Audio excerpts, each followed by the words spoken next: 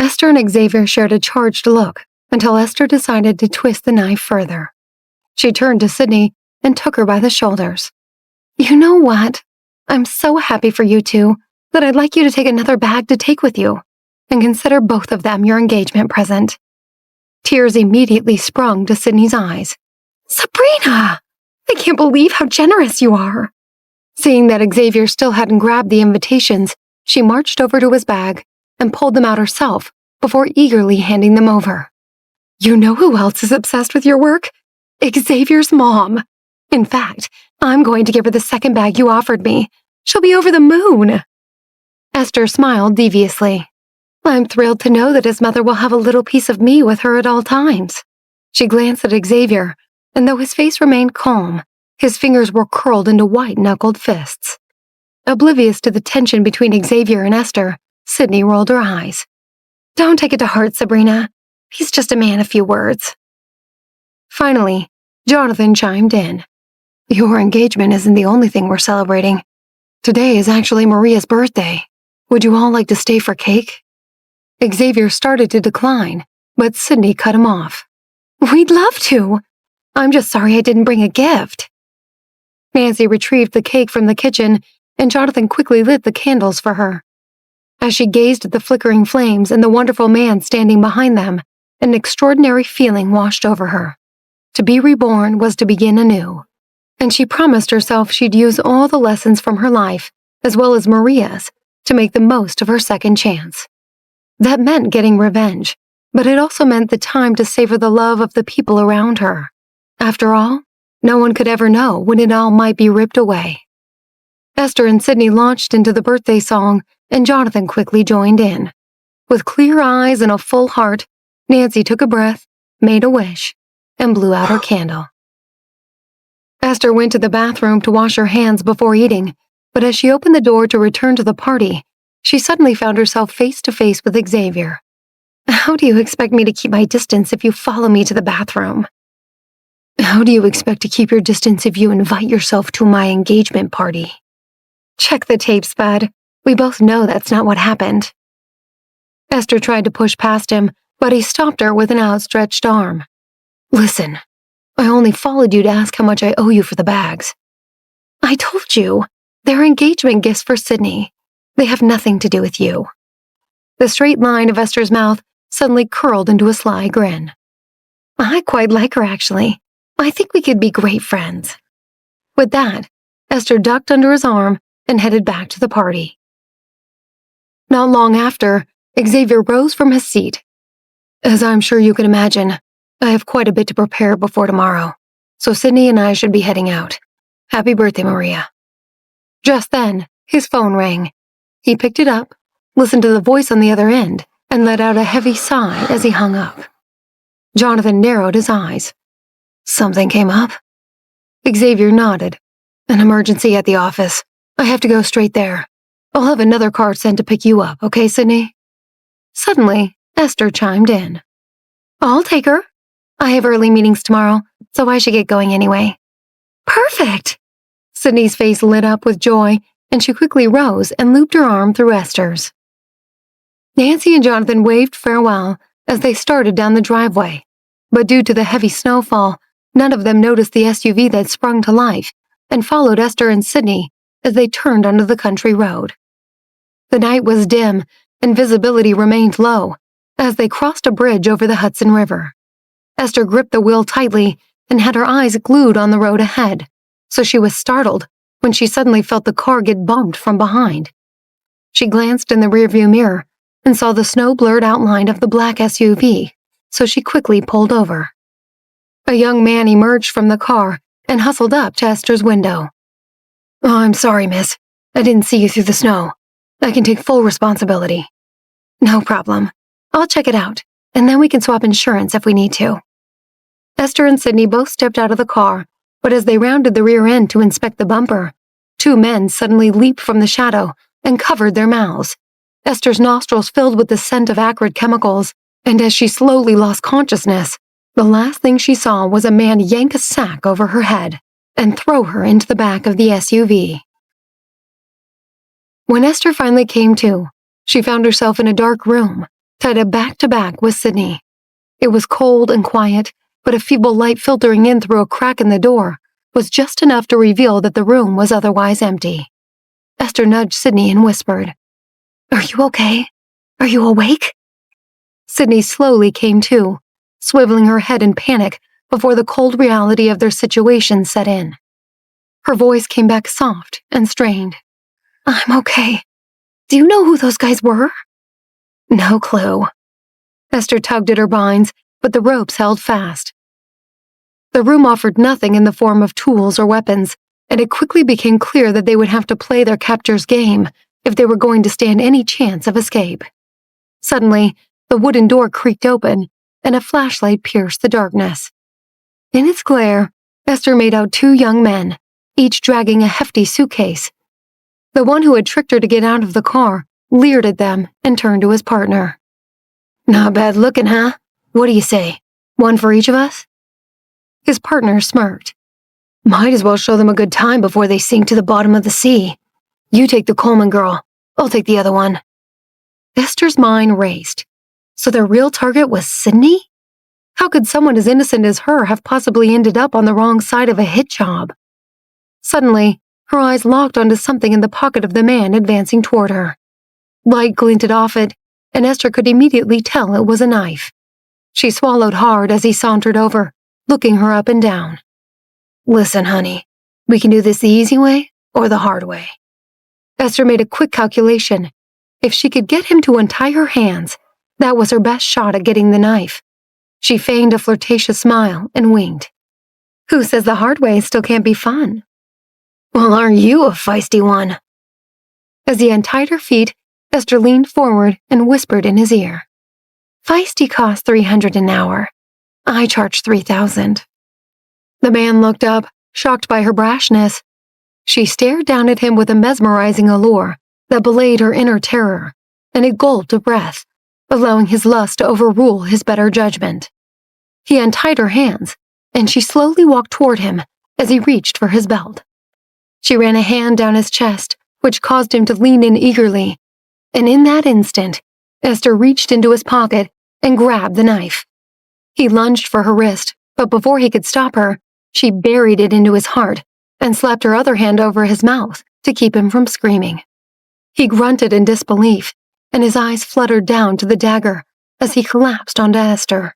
She trembled under the weight, fighting to keep him on his feet until she could lay him down without altering his partner. With Sydney's hoarse screams filling the room, Esther shoved the dead man off her and scrambled toward the heavy suitcase they dragged in. Unzipping it, she found a pile of stones inside and clutched one to her fist. Just as Sydney's attacker seemed to finally overwhelm her, a sickening thwack echoed off the walls. The man's eyes rolled back in his head, and he fell to the floor in a half-naked heap. Blood pooled around him where Esther had cracked his skull with the stone. Sydney looked at his limp body in shock, and Esther yanked her to her feet. "Run, Sydney. We have to get out of here before anyone comes looking for them." Without a second to lose, Esther grabbed a torn coat from the ground and wrapped it around Sydney, not even taking the time to untie Sydney's hands before she dragged her out into the cold. Outside, the wind of crashing waves filled the air. A frozen wind cut through Esther's shirt like a knife and grazed her skin with an icy sting. Esther and Sydney took off into the snow-covered terrain, but they only made it 10 steps before a force behind them shoved them both to the ground. Esther spun onto her back, just as the man she'd hit with the rock lunged toward her, seizing her by the throat. His eyes were full of murderous rage, and his face was smeared with blood. Esther gasped for breath while Sydney staggered to her feet and kicked him in the side, but he barely flinched. Suddenly, Sydney noticed the oozing wound on the back of his head. Using all of her strength, she reared back and headbutted him precisely where Esther had cracked his skull. He recoiled in sudden agony and crumpled to the ground, twitching uncontrollably. Air flooded back into Esther's burning lungs, and after regaining her breath, she scrambled to her feet. Beside her, Sydney stood over the man's body, her voice quivering with sobs. Is he dead? Esther quickly untied Sydney's hands and checked the man's pulse, finding none. "He doesn't deserve your sympathy, Sydney. You did the right thing." Esther then fished in the man's pocket and found his phone, unlocking it with his fingerprint. "Do you remember your fiancé's number?" Sydney nodded. "Good. Call him, and let's find somewhere safe to hide until he gets here." With trembling hands, Sydney took the phone and dialed Xavier's number. Xavier was in his office reading a brief when an unfamiliar number flashed on his screen. He considered sending it to voicemail, but rolled his eyes and picked it up instead. As soon as the call connected, a terrified voice echoed through the line. "Xavier? Sabrina and I were abducted, and there's so much blood." Xavier sat upright. "Are you hurt?" "Not really. We killed 2 of them. But, Xavier, I'm so scared." "Where are you? Send me your location." As Xavier spoke, he snatched his keys out of his desk and sprinted to his car. "I sent it. Just please get here as fast as you can." Sydney was about to hang up when Xavier interrupted. Is Sabrina hurt?" "She nearly died trying to save me. I think they plan on killing us and dumping our bodies in the sea. Why would anyone want to do that?" Xavier's voice was tense as he slammed the car into gear and peeled out of the parking garage. "Just stay on the line, Sydney. I'm coming." Xavier drove as fast as possible, but the road was perilous.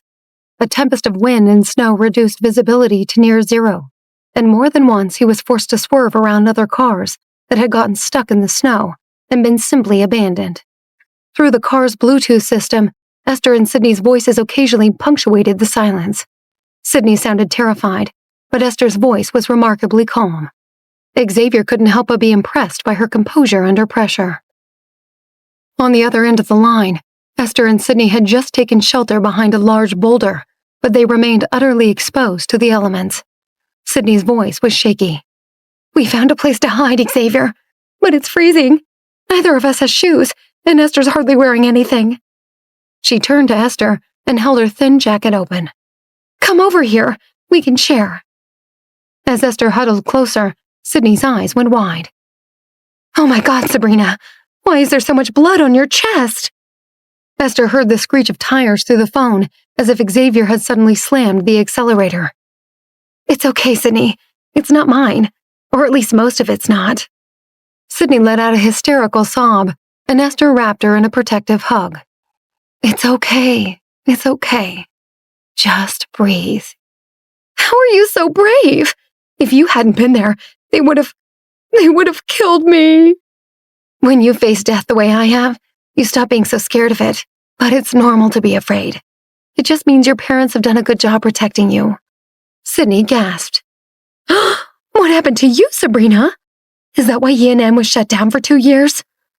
"We don't need to get into the details, but yes, I was blind for a year and thought I'd never see again. That's why I started working on perfumes, to take advantage of the scents I still had left." Esther smiled playfully. "But remember, it's our secret." Sydney smiled ruefully, and they huddled close in the bitter cold. By the time Xavier and Jonathan's men arrived, they found the girls huddled behind a stone pillar, tiny figures against a vast, white canvas. Upon seeing him, Sydney's eyes filled with relief, and she burst out in tears. "Xavier! Thank God!" He reached out to help her up, but she was so cold and frail that she couldn't stand and tumbled back to the ground. With quick reflexes, Xavier reached out to catch her, and her frozen hands clung to his jacket. I don't think I can walk." Left with no other option, Xavier crouched down and heaved Sydney onto his back. With one hand steadying her, he extended his free hand toward Esther. "Are you all right?" Esther glanced at the hand off her door, then back at her numb feet. Refusing his aid, she pushed herself up against the side of the pillar and waved momentarily, but managed to stay on her feet. With a curt nod, she began to stagger forward toward the car. Xavier withdrew his hand. A cold sensation slithered from his fingertips into his heart. He had heard everything Esther said to Sydney about the near-death experience and going blind, and he realized just how little he knew her. Not only was she stronger than he ever imagined, but the traits about her that had so often aggravated him were actually just survival mechanisms. Aching to help her, Xavier set Sydney down and ran ahead, attempting to drape his coat over Esther's shoulder.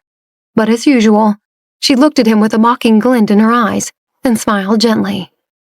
"Thank you, but I'll be fine." As Xavier turned back to retrieve Sydney, Norman came running from the house with Esther's shoes and jacket in hand. Esther accepted her belongings with a grateful smile. "Thank you, Norman." "I didn't have much to do, thanks to you. Your knife work is impressive, you know. Straight to the heart." A glint of admiration flashed across his face, and Esther couldn't help but laugh. "Must be the A+ I got in AP Anatomy." As Esther chatted warmly with Norman and limped toward the car without assistance, Xavier felt a sharp pang of regret. He now knew that he had written Esther off too quickly, and he could only hope that she might one day come back around. At that moment, another car roared onto the scene. Nancy leaped down from Jonathan's car, and her eyes welled up at the sight of Esther laboring through the snow. She rushed over, pressing a heat pack into Esther's hand and unwinding her scarf. "Esther, look, this is my personal heartwarming scarf. How will you draw all your incredible designs with frozen hands?" Nancy's attempt to lighten the mood drew a weak smile from Esther. "I could always draw with my feet." With Nancy's support, Esther finally made it into a car, and the entire convoy sped off towards the hospital. Upon arrival, it was confirmed that both Esther and Sydney had gotten moderate frostbite. In Sydney's room, Jonathan ended a phone call and turned to Xavier. "We figured it out. Check out the news." Xavier snatched the phone from Jonathan and scanned the headline that had just broken. "New York-based CEO of Coleman Properties under investigation for massive fraud scheme. Grand jury to be impaneled next week." Jonathan took his phone back and locked eyes with Xavier. The man who tried to kill her had been ripped off by her father. He paused, trying to find the right words. "I don't think there's going to be an engagement party tomorrow."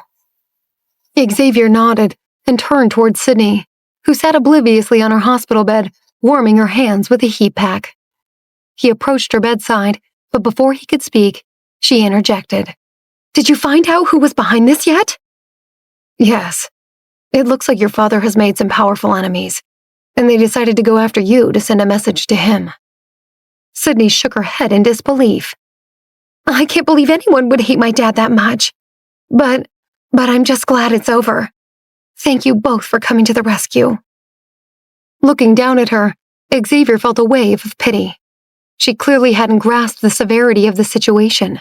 Not only was her struggle not over, it had barely begun. And in all likelihood, her father would be indicted and lose everything, taking her entire family down with him. Xavier could make sure they had a place to live, but there was no way he could marry her and mar his own family's reputation, not when it was already just a marriage of convenience. As Xavier mused over the complicated situation, Sydney spoke up again. "Can you go check on Sabrina? We have to find a way to thank her for saving my life." Without a word, Xavier nodded and exited. As he approached the doorway to Esther's room, he heard two doctors talking across the hall and paused to listen. "Such a pity. She's a lovely girl, but the damage to her fingers is too extensive. Amputation is the only option. And to think she's so young. What a tragedy." Xavier's heart pounded in his chest. Esther's joke about drawing with her feet suddenly seemed haunting. He quickly intercepted the doctors, desperation creeping into his voice. "Is amputation really necessary? There's nothing you can do?" "You must be the husband we've been waiting for. I suggest you go check on her. She's been incredibly distraught since we gave her the news. I'll be back in as soon as we get her surgery scheduled." As the doctor walked off, a wave of panic swept over Xavier. He burst into Esther's room, and though it had been heated to nearly 80 degrees, a deep chill still clung to his bones. Esther looked up in surprise, and just as he was about to speak, a sudden hesitation overtook him. He had no idea what to say. She had been ensnared in his fiancé's mess, and if she lost her hands, he'd never forgive himself. She probably wouldn't either. Xavier took a few hesitant steps forward. A stark bruise marred her fair, slender neck, and her face and arms were covered in scrapes. She scowled as he reached her bedside, and his throat felt parched. "Esther, your hands. Esther looked up at him in confusion. What about them? She held up her hands, and they looked unharmed beside a few scratches. Just as Xavier was about to press her on it, he heard a scream ring out from the room across the hall. He turned and saw a husband hugging his hysterical wife as she stared down at her bandaged, mangled hands. The doctors had mistaken him for someone else. When he turned back to Esther, a mocking glint sparked in her eyes, and she held out her hands for his inspection. What? Are you going to report me for killing that man? I made it quick, for what it's worth. Relief washed over him, and he ignored her taunt. I'm glad you're okay. I just came to thank you for saving Sydney. I told you, she's my friend. I'd save her whether you were involved or not, so you don't owe me any thanks. She then dismissed him with a wave of her hand. You can go now. He wavered for a moment, but his feet didn't move. Her eyes clouded with a combination of shock, anger, and amusement, and a sardonic smile spread across her lips. Surely you don't expect me to keep my distance when I can't even walk. About that. What? You pity me all of a sudden so you're being nice? Forget it. I don't need that. Xavier froze, taken aback. He retreated a couple of steps, his lips parting to voice the questions that had plagued him all night, but he ultimately stayed silent. He yearned to talk about her experiences, everything she'd suffered through, and how she'd overcome it. He longed to know how she came to be the most guarded person he had ever met, besides himself. Just then, Nancy returned, carrying a bag. I got you chicken noodle soup and a hot tea, my love. Upon seeing Xavier, she greeted him with concealed disdain. Sorry, Xavier, I only brought enough for 2. Xavier nodded, and after one last lingering glance at Esther, he stepped back into the hall. After setting down the food, Nancy checked that Xavier was out of earshot and then leaned into Esther's ear. Did he come to see you? Esther scoffed. Puh, as if I care. If he actually gave 2 craps about me, we wouldn't be in this situation to begin with. He's just feeling guilty.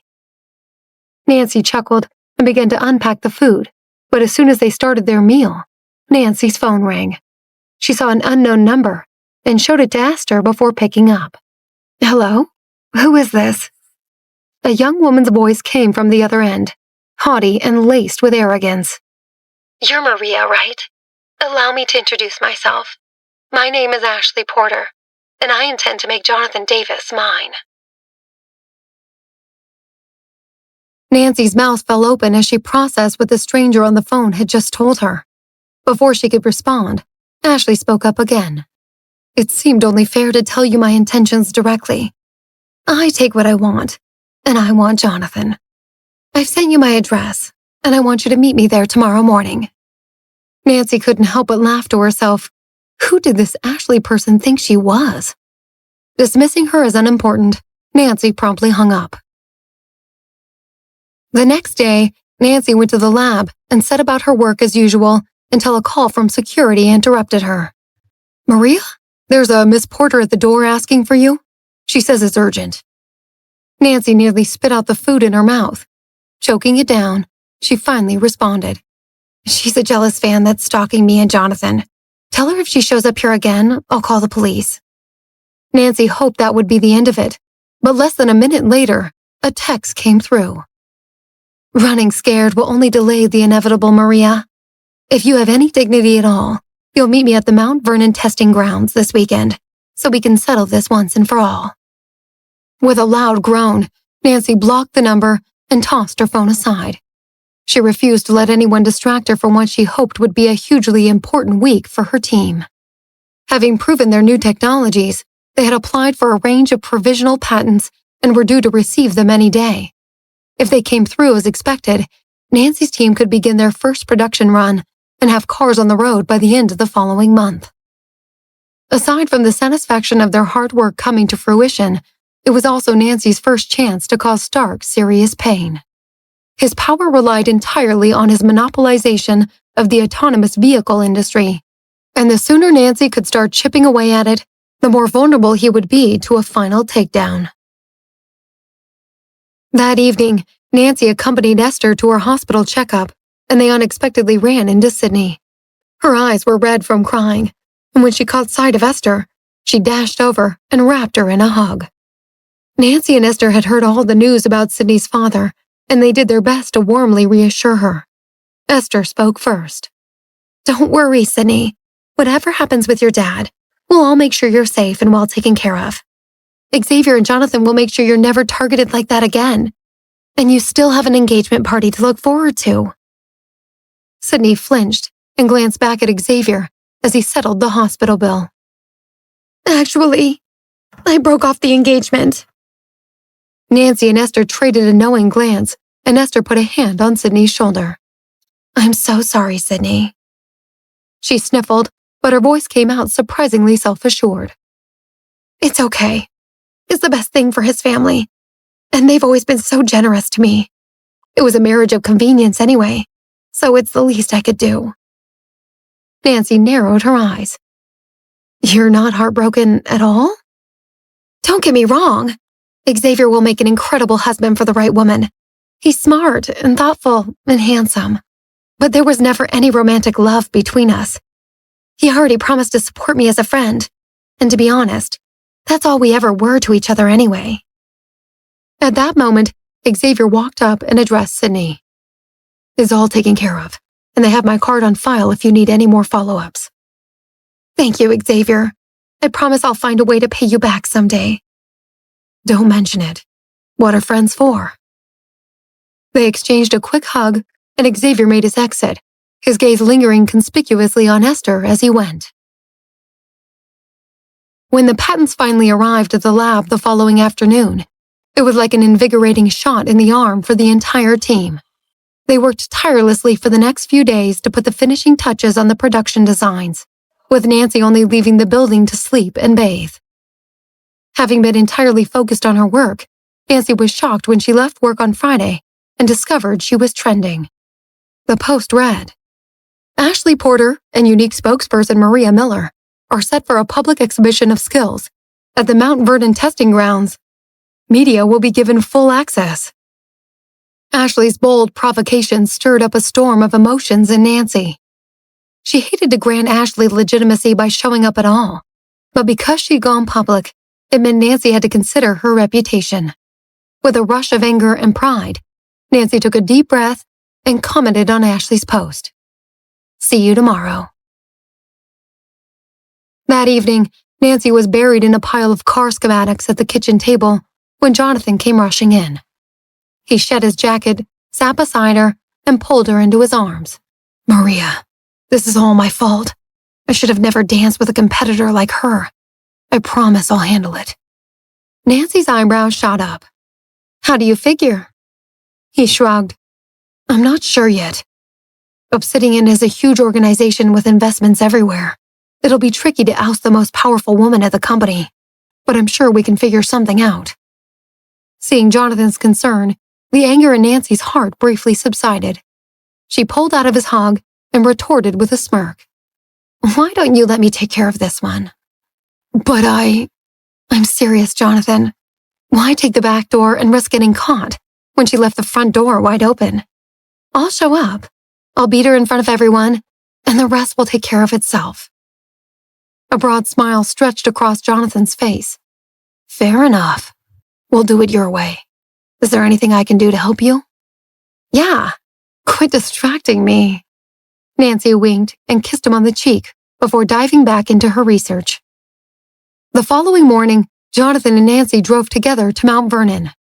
The venue Ashley had chosen was a sprawling facility featuring a racetrack, a shooting range, countless sports facilities, and more. It hosted a number of major international championships on a yearly basis, and was well known by both the media and spectators. By the time Nancy arrived, the facilities were already swarming with cameras. They managed to avoid prying eyes, thanks to the car's tinted windows, and when they reached their private parking spot, they shared a short kiss and parted ways.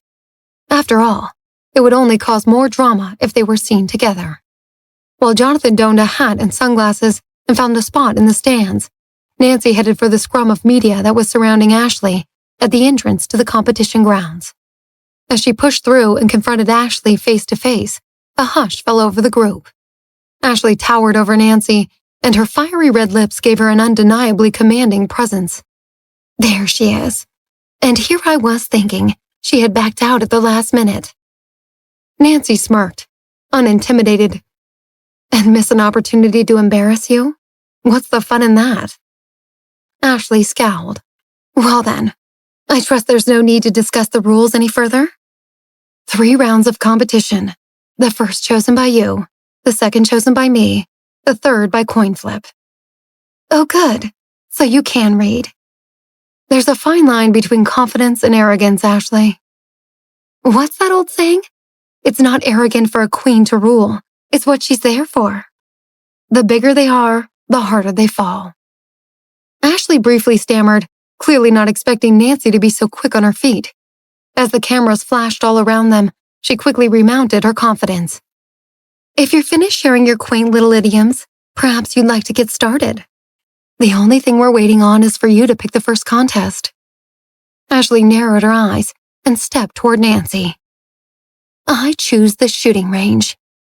What a perfectly ironic venue for me to pop the balloon you call a head. As the targets were set up, Nancy and Ashley inspected their weapons and ammunition. Before she put on her goggles, Nancy glanced toward Jonathan, and he gave her an encouraging smile. She couldn't help but laugh at the notion that Ashley thought she was going to steal him from her. She hoped it would be one of the many rude awakenings for Ashley that day. Ashley shot first, and Nancy was shocked by her impressive performance. She had clearly been trained with weapons from a young age. As Ashley continued shooting, Nancy's mind swirled with memories of Jonathan's shooting lessons. Her arms around her, his hand guiding hers, his warm breath tickling her ear. It was almost as if she could smell his intoxicating aroma from across the range. Ashley ended her round with a total score of 180, earning a hearty applause from the audience. She coolly removed her goggles and shot a challenging look at Nancy. Your turn, sweetie. The reporters parted, allowing Nancy to step forward. She took her position with grace and confidence, and as she raised the gun and aimed down the sights, the clamor of the crowd seemed to fade away. She heard Jonathan's voice resonating in her ears, and without a second's hesitation, she fired. A reporter shouted in awe. A bullseye on the first shot! Ashley laughed. Beginner's luck. Let's see her repeat it. But Nancy was in a world of her own, replaying all of the moments from her life when she wished she would have been able to defend herself the way she could now. The hail of bullets at the Diamond Club, the time she was attacked in the alley, the abduction that nearly led to Jonathan's death. Each memory honed her focus, and each shot came faster than the last. 10 points. A perfect score again. Another 10. One by one, the target board lit up with perfect scores, sending waves of shock through the crowd. Even Ashley, usually so composed, was rooted to the spot, muttering to herself. Impossible. Her marksmanship can't be this good. Yet again, Nancy seemed oblivious to the commotion. She added bullseye on top of bullseye with relentless pace, and when her score passed Ashley's with 1 bullet left, Ashley's face twisted into a thinly veiled portrait of rage. With 1 bullet left, Nancy's arm began to throb. As she pulled the trigger, she felt an odd hunch. 9 points, a reporter shouted. And with that, the first round was over. Nancy had come 1 point shy of a perfect score and beaten Ashley at her own game. She whipped off her goggles, and the smell of gunpowder filled her nostrils. She turned to look at Jonathan. He had taken his sunglasses off, and his mouth hung open, eyes beaming with pride. Nancy smiled deviously. 1 down, 2 to go. When Nancy's victory was announced over the intercom, the crowd erupted into a chorus of excitement, and microphones were thrust into her face. Maria, where did you learn to shoot like that? How do you rate your chances now that you've won round 1? Do you have any advice for Miss Porter on her own shooting? Nancy responded with a charming smile. Let me put it this way. My last shot serves as a reminder that there's always room for improvement.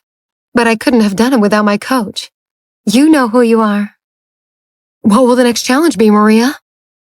Nancy paused for a moment. Out of respect for Ashley, The next round will take place on familiar turf for her. Ashley took taken aback, but recovered quickly. Don't get too cocky, Maria. You've only won the first round. And I plan to win the second as well. I just want it to be a little more fair. Nancy turned back to the cameras. We all know Miss Porter is famous for her YouTube channel, where she modifies sports cars and then races against professional drivers. So we'll do the same thing. We'll each have 4 hours to modify the same model of car, and then we'll put them in a drag race to see who is faster. I accept. Ashley stepped forward and shook Nancy's hand in agreement. They were all smiles for the camera, but Ashley muttered at Nancy under her breath. I don't know what your angle is, but you just screwed yourself. I've been souping up cars since you were in diapers. Speaking of diapers, are you going to need one when I beat you at the thing you're famous for? Changing out of her shooting gear, Nancy slipped into her mechanical coveralls and tied her hair into a neat bun. Stands were quickly moved over to the automotive shop next to the raceway, and when Nancy walked out, the crowd suddenly seemed skeptical that a woman so youthful and radiant could possibly be a whiz with a wrench. Look at her. I wouldn't trust her to change my tires, no less drop an engine. She doesn't look like she's ever touched engine grease in her life. You better be quiet, dude. Didn't you see how good of a shot she is? Whatever. My money is on Ashley all the way. Nancy smiled as she heard the heckling. No one here could possibly know what she was capable of, and she was all but certain that Ashley's overconfidence would lead to her disaster. If Nancy could beat her at the thing she was best at, there would be nothing left to say between them. The first thing Nancy did was take her car for a test drive around the track. She barely had to push the engine to notice that the gears were soft, and the power was plateauing well before it should have. After returning to the shop and running a few more tests, Nancy began making her modifications. She'd strategically chosen to focus on a higher quality of small improvements rather than a large, more splashy one, which only fed the crowd's skepticism. Meanwhile, Ashley had chosen the most flamboyant upgrade she could make, dropping the engine and adding a supercharger. The crowd was riveted, but what Nancy knew, and they didn't, was that even if Ashley was successful, the likelihood of her engine burning out during the race was dangerously high. After 3.5 hours had passed, Nancy slid out from under her car and dusted off her hands. Almost done, Ashley. Getting nervous. Ashley scoffed. Yeah, right, princess. You know tuning an engine takes more than just waving a magic wand, right?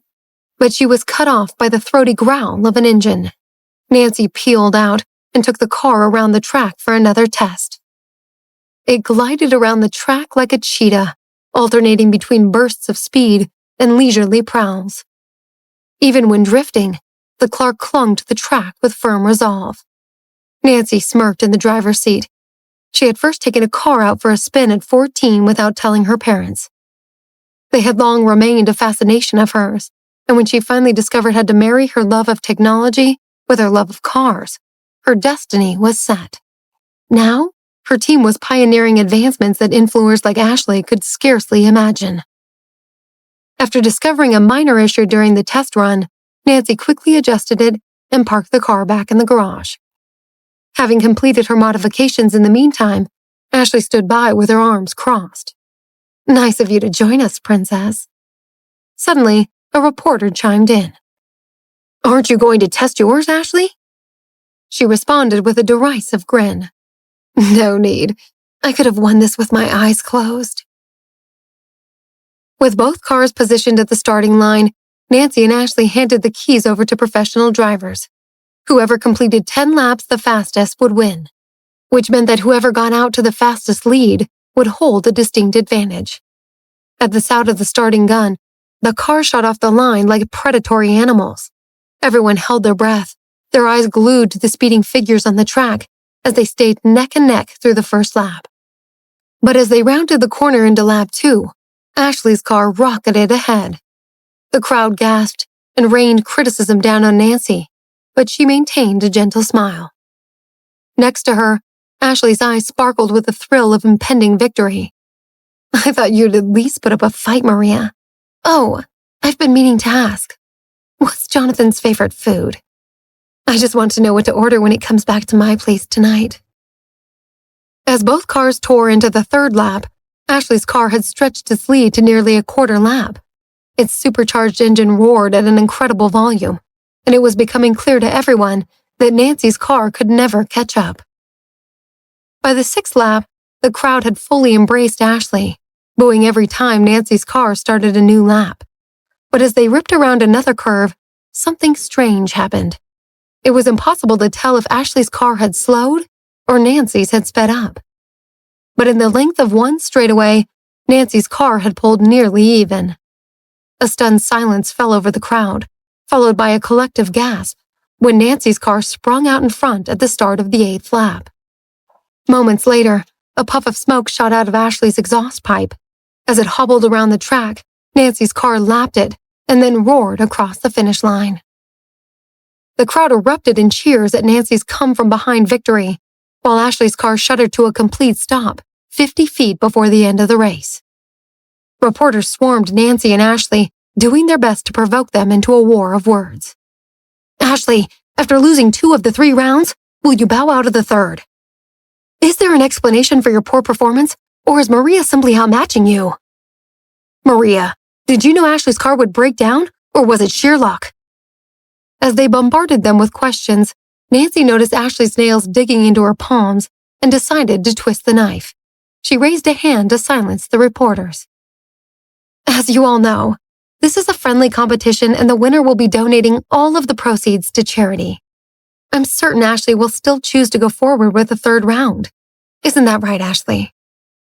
Rage flashed across her face, but she put on a bright smile for the cameras. "Of course we'll complete the third round.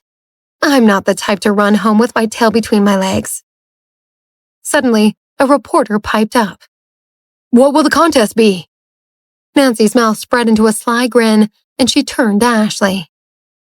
"We agreed to a coin toss, but since the third round is only for posterity now, I think we should invite someone else to make that decision."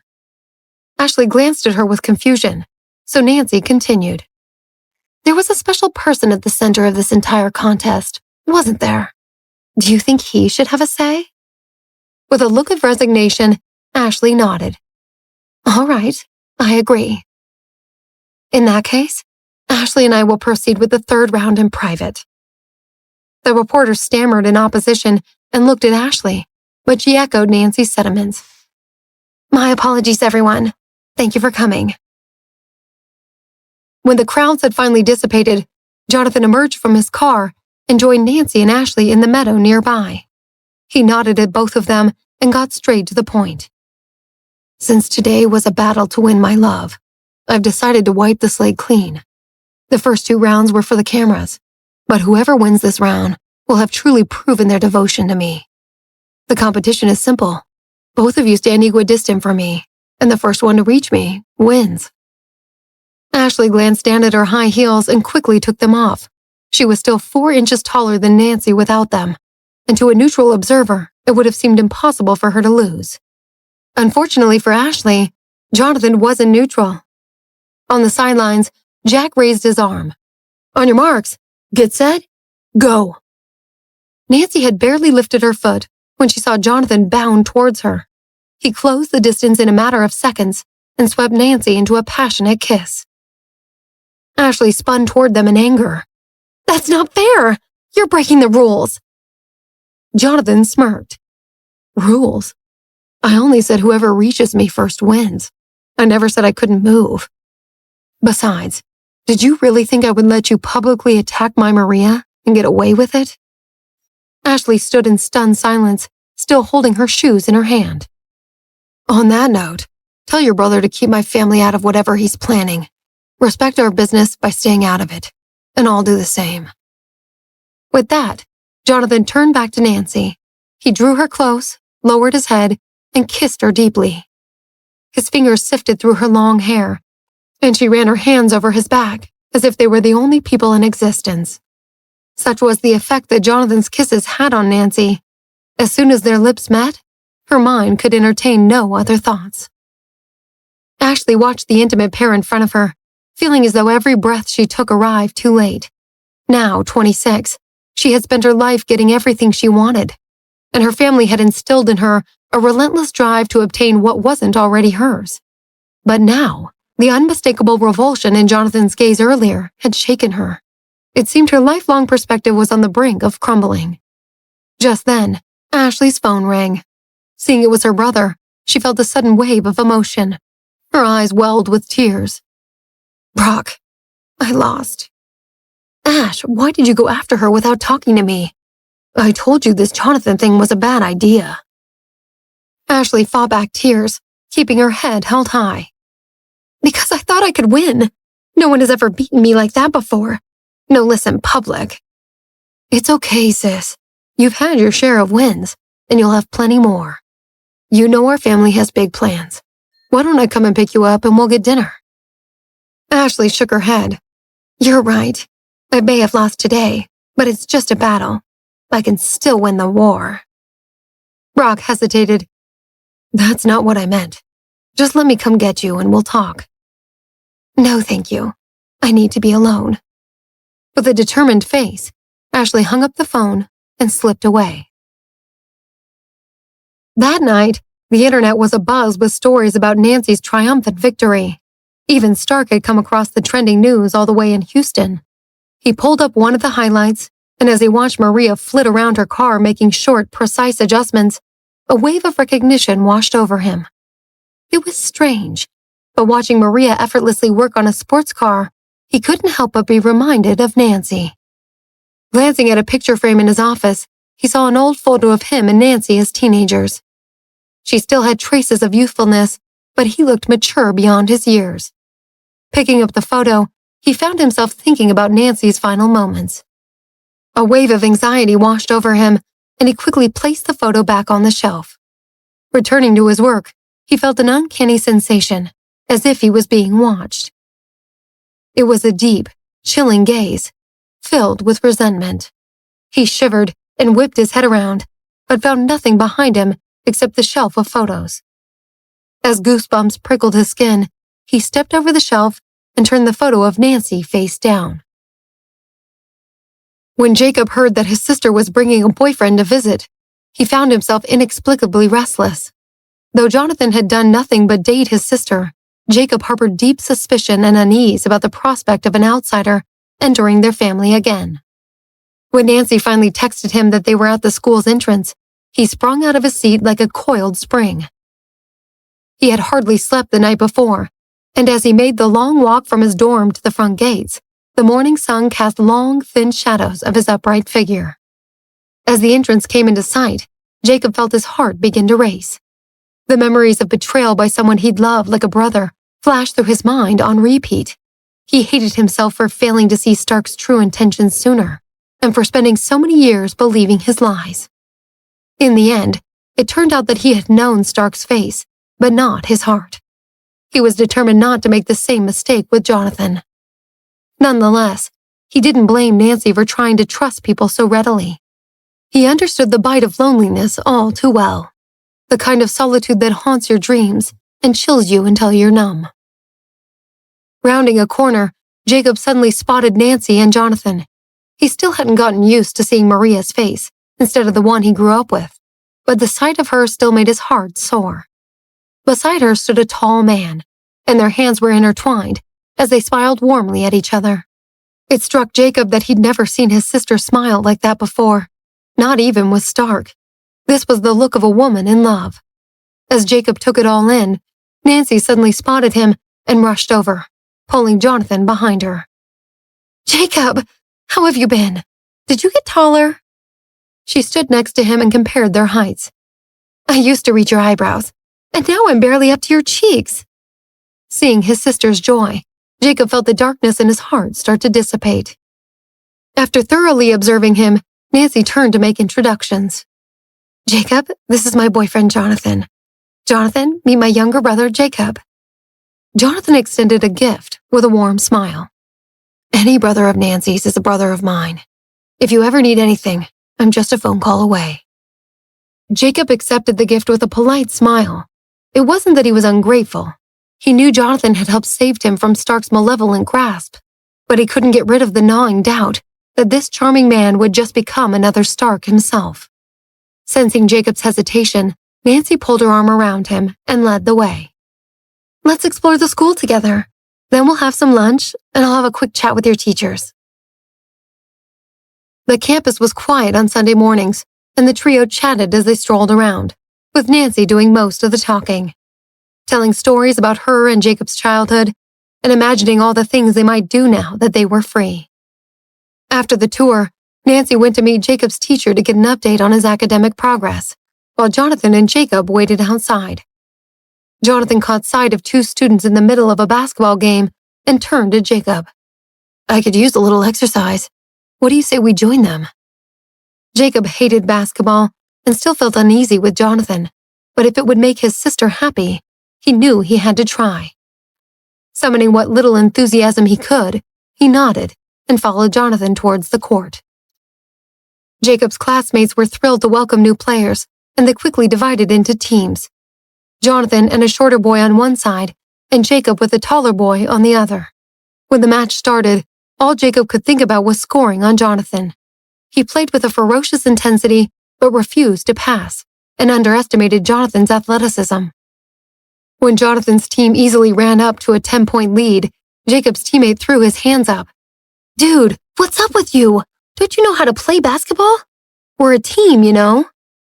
Jacob wanted to scream at all of them, but he merely narrowed his eyes and pressed his lips into a thin line. Before the tension could ratchet up further, Jonathan intervened, draping an arm around Jacob's shoulder. How about we team up? Come on, let's go another round. Meanwhile, Nancy was deep in conversation with Jacob's teacher. Your brother really is incredible. All his teachers report that his natural aptitude is among the highest they've ever seen. But that only seems to be true when he's motivated. If the subject doesn't interest him, he'll check out entirely. And worse yet, he doesn't seem to have any interest in socializing. He avoids all group activities and spends the vast majority of his time alone. Nancy nodded solemnly. She understood that the pain Jacob experienced had left a terrible scar on his young heart. Though he appeared to be recovering physically, his reluctance to interact with his peers was a clear sign that he was still wrestling with past traumas. Nancy assured the teacher she would speak with her brother and exited. Just as Jacob and Jonathan returned from the basketball court, Jacob saw Nancy exiting the school building. She seemed to smile at the sight of him and Jonathan walking side by side, and knowing he'd make her happy helped ease the storm of emotions that the basketball game had churned up in him. Nancy spoke first. Since you guys have been playing basketball, how about we all go to the school's art exhibition later? The teacher said it's wonderful. Jacob nodded enthusiastically, but his body suddenly stiffened as Jonathan put one arm over his shoulder and took Nancy's hand with the other. How does a little lunch sound? I'll order whatever you two want. Nancy's eyes lit up. How about sandwiches? There's a great deli downtown that I go to whenever I'm here on business. Sounds good to you, Jacob? Jacob nodded, then glanced at Jonathan's hand on his shoulder. It felt casual, natural. He hadn't realized how strange it was when he was young, but Stark had never given him so much as a hug. An odd emotion welled up in his heart, but his expression remained impassive. The trio then headed toward the art exhibit while they waited for the sandwiches, and as they made their way through the gallery, Nancy excused herself to the restroom. Jacob looked at an oil painting of a boy seated in front of a window and looking out. His face wasn't visible, leaving the viewer to wonder what he might be thinking. Suddenly, Jonathan stepped in front of him and scanned the painting. I think he yearns to leave, but is too scared to do it. What about you? Jacob nodded. If I had to bet, I'd say you feel the same way. Jonathan turned to face Jacob. Let me help you find a psychiatrist, someone who can help you with your speech problem. Jacob's face shifted, and his eyes locked onto Jonathan's. His chest rose and fell with increasingly rapid breaths as Jonathan's piercing gaze bore into him. You can't rely on your sister forever, Jacob. She told me you've grown, that you take care of yourself when she's not around. But all I see is a boy trapped in a young man's body. Jacob clenched his fists, and repulsion radiated from his eyes. You've had an extraordinarily hard life. No one is blaming you for what happened to you up until now. But you have a choice to make. Are you going to let your past weigh you down forever? Or are you going to dust yourself off and make something of your life? He then pulled out a photograph and handed it to Jacob. In the picture, Nancy's face was smeared with grease, and she stood over a half-built car wiping sweat from her brow. Do you see this? She's hard at work, every minute of every day, using all of her skills to gain an advantage over Stark. She risked her life to rescue you, and found you this incredible school at great cost to herself. And what have you done with that second chance? Tears welled up in Jacob's eyes, and he struggled to keep them at bay. He wanted to attack Jonathan, but a part of him knew he was right. Silence isn't always innocent, Jacob. Sometimes it's complicity. Suddenly, Jacob's entire sense of self seemed to be teetering on the brink. What Jonathan was asking of him felt all but impossible, and he longed to unleash a raging, defiant roar. Instead, all he could do was look away. She's starting to worry that you'll never speak again, that you'll stay locked up in your own world, alone and afraid. I'm not asking you to change yourself overnight. I'm asking you to make an effort, because until you do, nothing will get better. As Jacob's mind raced with emotions he couldn't control, Jonathan reached into his pocket and produced a business card. This is a psychiatrist I know nearby. If you decide you want to get better, you can reach out to him anytime.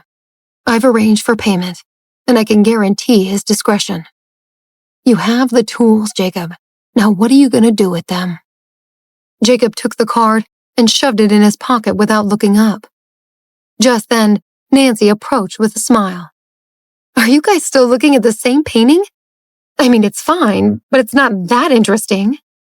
Jacob lowered his gaze as Jonathan pulled her in by the waist. We were waiting for you.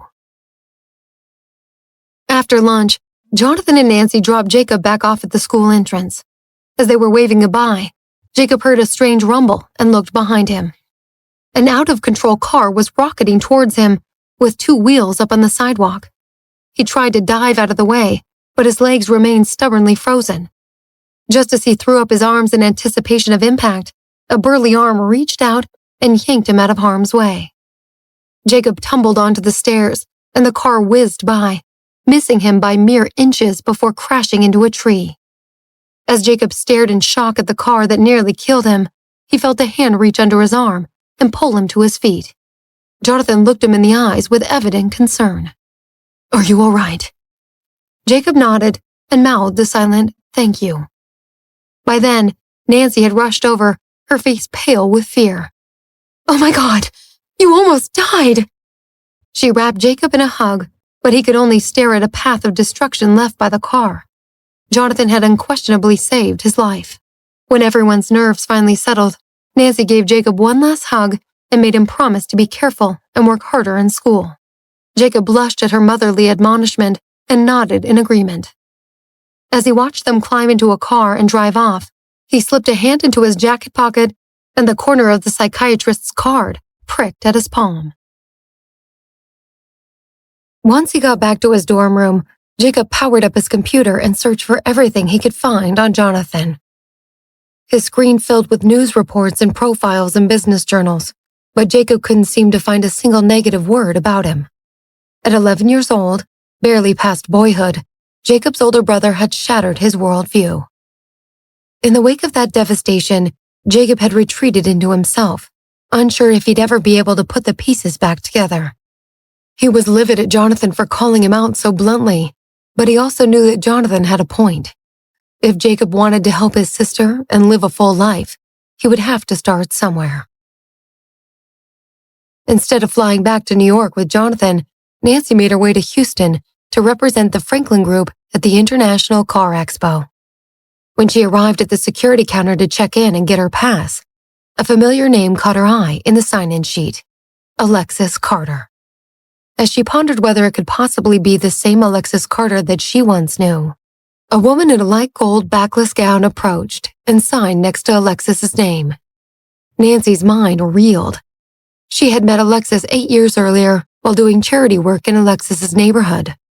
Nancy and her mother had sponsored her education, and she had promised to follow in Nancy's footsteps as an engineer. 8 years later, Nancy looked at the elegantly dressed girl before her and marveled at the transforming power of time. If not for her name and the smallest pink birthmark on her wrist, Nancy wouldn't have recognized her at all. As Nancy withdrew her gaze, she noticed Stark and his assistant approaching from a distance. Perhaps due to the crowd, Stark was unusually direct. "Maria, hello. You know I saw the video of you working on that car, and I have to say, you continue to amaze me. Every day you remind me more of my fiancé." Nancy's heart dropped. Had he discovered something? But she maintained her composure and offered a gracious smile. "Thank you so much, Stark. That's an incredibly high honor."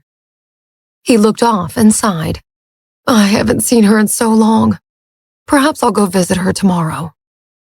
A chill ran down Nancy's spine, but she realized this might be her only chance to see her mother's grave, so she spoke up. "Don't beat yourself up. I'm sure she knows how busy you are making her dreams a reality. You've mentioned her so many times now. Do you think I could accompany you to see her tomorrow?" A look of confusion flickered across Stark's face, but he smiled gently. "That sounds fine. She was quite the social butterfly, so I'm sure she'll be thrilled to have a visitor." "Great. I'll wait for your call then." As Nancy walked away, she could feel Stark's gaze burning into her back. Throughout the evening, she saw no sign of Amelia and concluded that Stark must have made her disappear. Whether she was still alive or not was anyone's guess. Stark picked Nancy up the following morning, and they said little to each other during the 20 minutes ride to the cemetery. As vile as he was, Nancy couldn't help but be impressed by the thoroughness with which he played the grieving widower. The cemetery itself was on the outskirts of the city, and by the time they got there, a cold winter fog had settled, casting a veil over the hollowed grounds. Because Nancy was the first to be betrayed, this was her first time visiting her family's graves. And as she followed Stark down the narrow cobblestone path, all the hatred and resentment that had built up inside of her strained to break free. What had her family ever done to warrant this wretched fate? They had provided Stark with the best education, ensured he never lacked for anything, and even welcomed him when he proposed to Nancy. Her chest grew tight thinking about the endless suffering he'd caused. But just as her hands clenched into fists, he suddenly halted. "We're here." Nancy stopped behind him and turned to look at the black marble tombstone before her. Its inscription read, "The final resting place of my beloved wife, Nancy."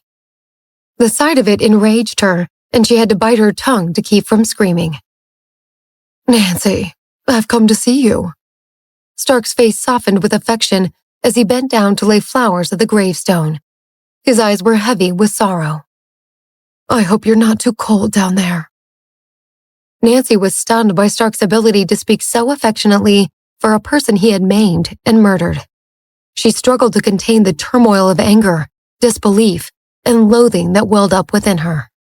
Stark turned to her. "I'm just grateful they found her body. The idea of her sitting at the bottom of the ocean is too much to bear." In that moment, Nancy realized she was probably the only person who had ever seen their own tombstone, no less alongside their own murderer. Reaching out, she lightly brushed her fingers against the cold surface of the tombstone. "Nancy, I'm Maria.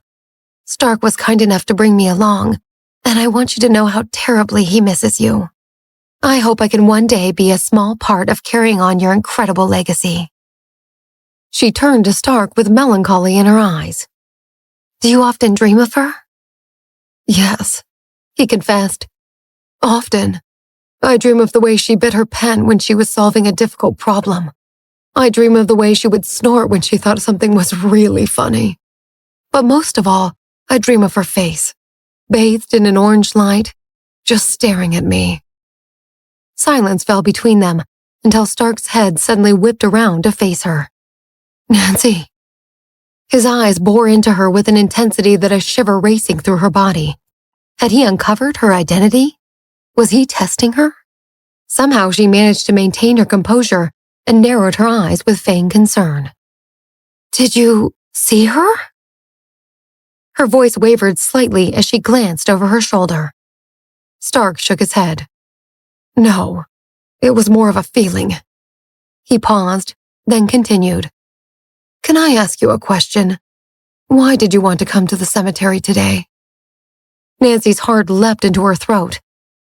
Like I said, you've compared me to her before, so I finally looked her up online, and her story really inspired me. Besides, I thought you might like the company. I know this can't be easy for you. Stark just stared at her, and Nancy fought to maintain her innocent facade. Her mind raced, and she studied his expression for any sign of danger, but he gave nothing away. As the silence stretched out, she began to consider her options for escape. If she ran now, it would ruin everything, but if he resorted to violence, she wasn't sure she could fight him off. As she watched Stark's expression turn sinister, she raised her hand and waved it in front of Stark's face.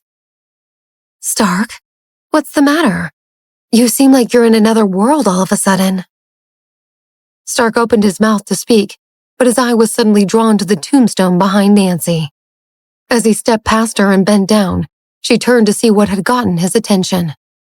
It was her mother's grave, and at the base of the tombstone was a wilted white carnation. It had obviously been there for days, and based on his reaction, it hadn't been him that left it. Nancy's mind raced, imagining who the secret mourner could possibly be. She watched as Stark scrutinized the flower, then tossed it aside and got back to his feet. This is my adoptive mother's grave. The one next to it is my father's. Nancy nodded. I read about them too. You really did have an incredible family. I'm sure they'd be proud of you if they could see you now. Stark replied with a hum. As Nancy looked at her mother's tombstone, her emotions churned. Her own grave was undoubtedly empty, but this one actually held the remains of her mother. It had been 3 long years since she died. The once elegant and dignified president of the Franklin Group had all but certainly been reduced to dust and bones. Closing her eyes, Nancy offered a silent lament. Hi, Mom.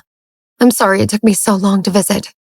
Rest easy with Dad, and know that I won't rest until I've brought down our enemies and avenged our family once and for all. I found Jacob, and he's safe from harm and recovering from his traumas. With the 2 of us reunited, I know that one day we'll make the Johnsons unstoppable again. As she thought of what else she wanted to share with her mom, tears suddenly sprang to her eyes.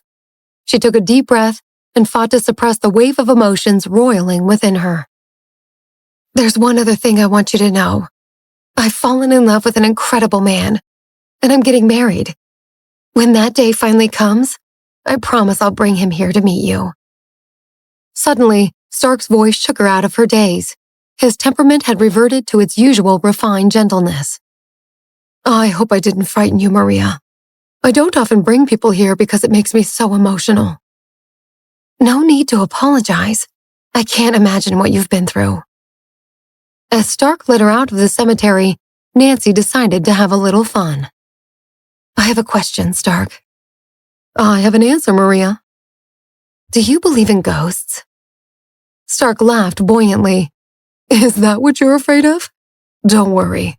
Ghosts are just our own demons playing tricks on our minds. No way. I've read stories. Ghosts are real. And when their unfinished business is especially important, I believe they can even inhabit new bodies. Maria, please. You're a science student, for God's sake. Nancy bit her lip. That's what they said to Galileo. You'll see one day. I know it. Just then, Nancy had an idea. Her mother was still alive when Stark faked her death and held the funeral. What if the code to her safety deposit box was the date of Nancy's death? She was determined to try, so as soon as Stark's car delivered her to her hotel, she quickly changed into a disguise and stepped back out. She took 3 cabs to get to the bank to make sure she wasn't being followed, then waited across the street for a full hour to make sure she wouldn't run into someone dangerous by coincidence. She finally slipped and approached her mother's safe, but just as she was about to test the code, a chill shot through her and she froze in place. Right behind her, she heard a terrifyingly familiar male voice. What are you doing here? There was no doubt in Nancy's mind. The voice she had heard belonged to Stark. In a flash, a sheen of cold sweat coated her body. She whipped around, but all she saw was a frosted glass door. As she inched closer, she heard Stark's voice rise again. "You have an account here? What a coincidence." Finally, a soft, feminine voice responded. "Stark!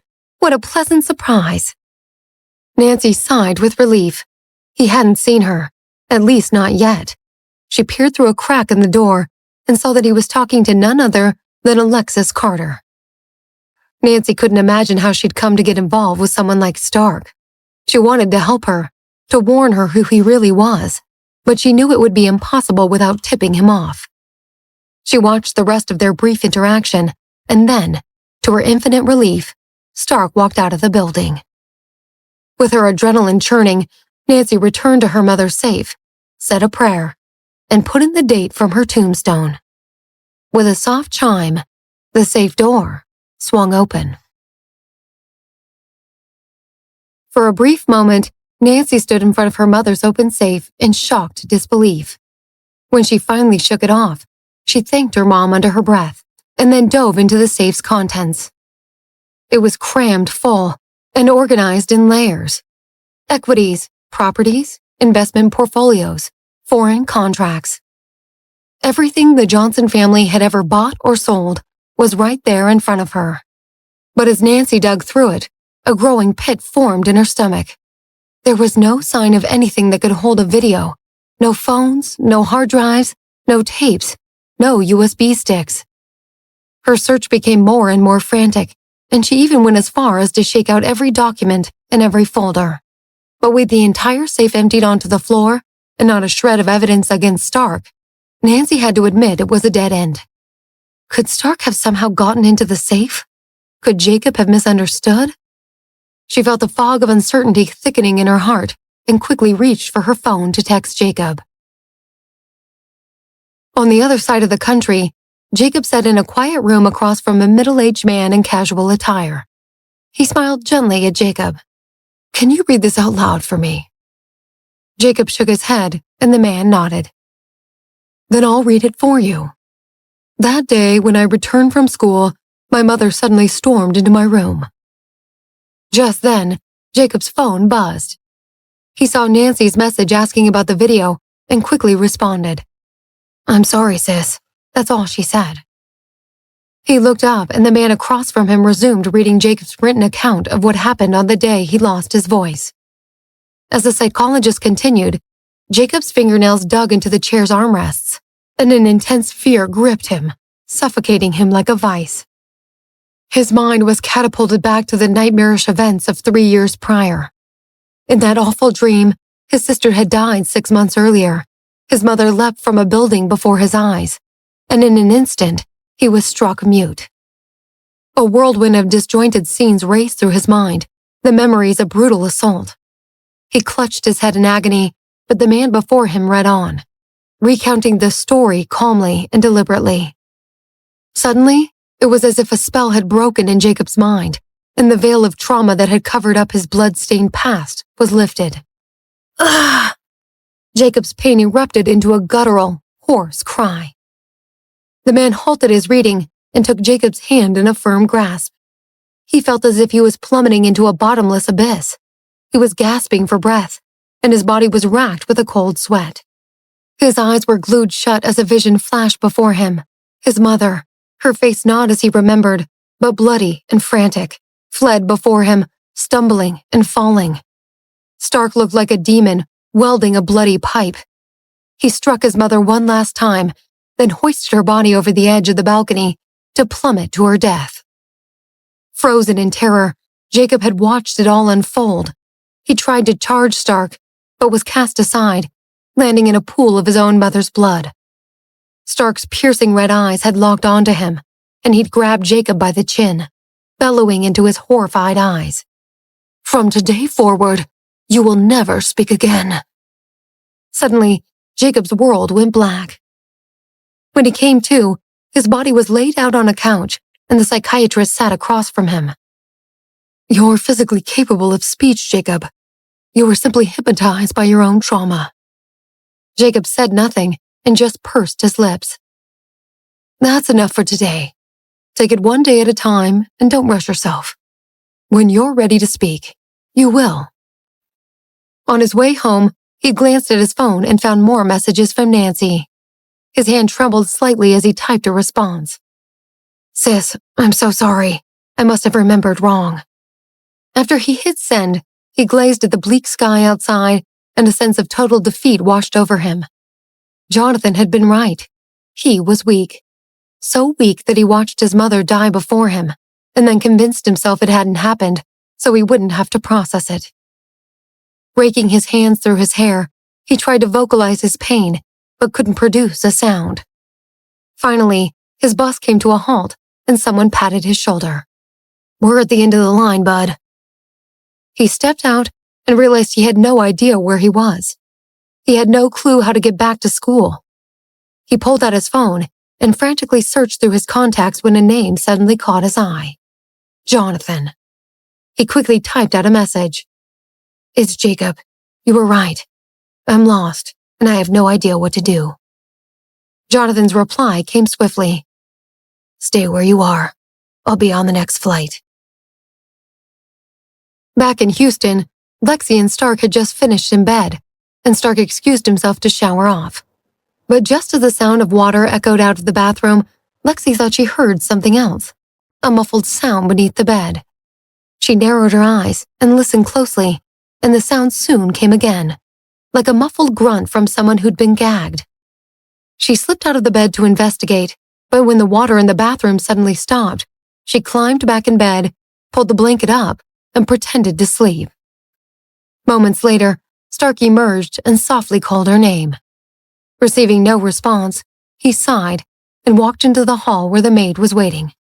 His instructions were curt. "I have to go back to the office. When she wakes up, see her out."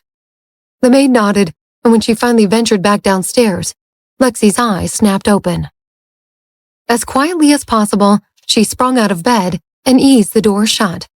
Then, summoning all her strength, she slowly lifted the mattress. When she saw what was hidden beneath it, she recoiled in horror. A woman had been bound and gagged and stuffed beneath the bed.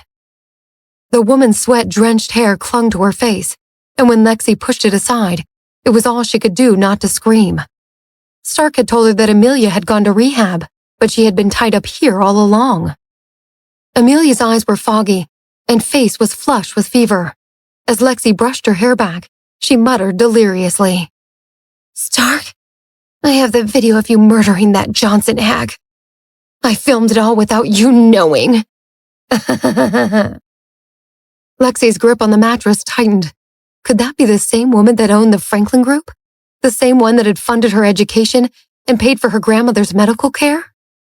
She was stricken with guilt when she remembered the promises she'd made to Nancy and her mother. She'd once dreamt of being an engineer and joining them in their charity work, but things had changed. Her grandmother died shortly after she started college, and with no way to afford the funeral costs. She dropped out of school and began modeling. By the stroke of luck, she'd recently become a spokesperson for the Franklin Group and could finally see a path back to stability. The moment Amelia's words hit her ears, Lexi's heart pounded furiously. Leaning in closer, she whispered, "Where is the video now?" But Amelia just continued mumbling, "Stark, I gave myself to you. I love you. I'll kill you. Let me go, please. I'll make it up to you." Lexi wanted to press Amelia further, but she suddenly heard the maid coming down the hall. When the bedroom door opened, she rose from the remade bed and pretended to have just woken up. "Oh, hi. Just so you know, I think you might have a mouse. I keep hearing something scratch around beneath the bed." With a wink, she got herself dressed and made her way out. Once outside, she hailed a car to the nearest bar and charmed a stranger into letting her borrow his phone. Retreating to a dark corner, she made a quick call. "Amelia Renner is going to be at the Bellevue tonight. She'll be unguarded, and she's worth a king's ransom to Stark Green. You're welcome for the tip." The man on the other end started to respond, but Lexi ended the call and blocked his number. 3 hours after Jacob's message, Jonathan landed in Boston and headed to his location. He spotted him sitting alone on a curb, and when he heard Jonathan approaching, He looked up with tear-filled eyes. Jonathan narrowed his eyes. "Does anyone else know you called me?" Jacob shook his head. "Good. Come with me." Jonathan motioned for him to follow, and they both climbed into his waiting car. After a wordless drive lasting over an hour, they arrived at a shooting range on a desolate, rocky shore north of the city. Upon their arrival, two men immediately grabbed Jacob, bound his hands and feet, and secured him to a target. Jacob's heart pounded. He wanted to scream, to lash out, but he was paralyzed with fear. This was either a cruel prank, or his worst nightmares had been realized. Either way, Jonathan had turned out to be a monster. Jacob heard one of the men approach Jonathan and hand him a gun. "Sir, how many bullets do you need?" Jonathan scanned Jacob, then pointed to his head, hands, legs, and heart. "6 should be plenty." Panic seized Jacob's heart. He yanked against the ropes, but they were unyielding. Downrange, Jonathan loaded a bullet and raised his arm, aiming directly at Jacob. Time seemed to freeze, and when he heard the piercing echo of a gunshot, he instinctively screamed. He braced for searing pain, but the bullet grazed his hair and lodged in the wood behind him. "Actually, 1 shot is plenty," Jonathan sneered and gestured toward Jacob's heart. "The rest are just for fun." Jacob bellowed as each of the next 4 bullets skimmed past his flesh and the smell of gunpowder filled his nostrils. He heaved breaths and sobbed hysterically, watching as Jonathan nonchalantly loaded the last bullet. Then he looked up at Jacob with mock disappointment. "Shame I only asked for 6. I'm not done having my fun yet. But I guess all things have to come to an end. But you know that better than anyone, don't you, Jacob?" Jonathan raised his gun once more, this time aiming for his heart. "Say hi to your parents for me." Suddenly, Jonathan's words ignited a spark of defiance within Jacob. As he saw his index finger poised on the trigger, his eyes blazed with hatred. "You're a monster, Jonathan! You're no better than Stark! I swear on my sister's life that if you kill me, I will haunt you until you burn in hell like the demon you are." Jacob's voice roared out, a fierce venting of agony over all the times he'd placed trust in the wrong people. His entire body trembled, and his eyes were wild with desperation. So much so that he didn't notice Jonathan lowering his gun, or the satisfied grin dancing across his face. Listening to Jacob's ferocious curses, Jonathan merely rubbed the bridge of his nose, almost amused. He walked around behind Jacob and quickly sliced the ropes that held him down. As the bindings fell away, Jacob sprang towards Jonathan in a flurry of punches. "What's your game now? I'll never trust you again, and I'll make sure Nancy doesn't either." His anger fueled his strength, and he landed a few punches, but Jonathan soon steadied himself and grabbed Jacob's wrist. "So, you can talk when you want to hurl insults now?" "I swear I'll kill you." But suddenly, Jacob's voice faltered. His gaze locked on Jonathan in shock. Did he just say he could talk? Jacob stammered in disbelief as he realized that the voice he just heard was his own. His voice was no longer the shrill pitch of an 11-year-old boy, but the deeper, rounder tone of a young man. It felt strange and unfamiliar, but unmistakably his. A surge of elation washed over him and left him trembling, and he shouted into the air. "I can talk!"